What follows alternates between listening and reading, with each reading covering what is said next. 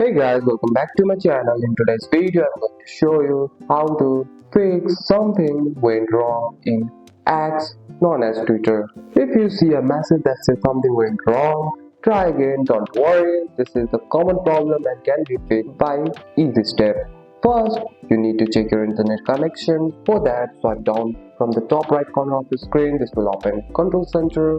From here, you can choose the strong Wi-Fi or mobile data. A weak internet connection can cause the error. After that, if you are using the X app, close it completely and reopen it. If you are using a browser, refresh the page. You can also restart your device. This clears small system issue that may cause the error.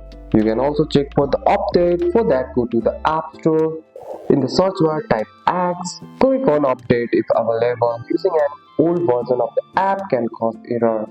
If the problem continues, also check the server of X are down or not. If the servers are having problem, you will need to wait until they are fixed. Finally, log out and log back into your X account if possible. And that's it. That's all for today's video, guys. If you found this video helpful, drop a like and subscribe for more videos. Thanks for watching. See you in the next one.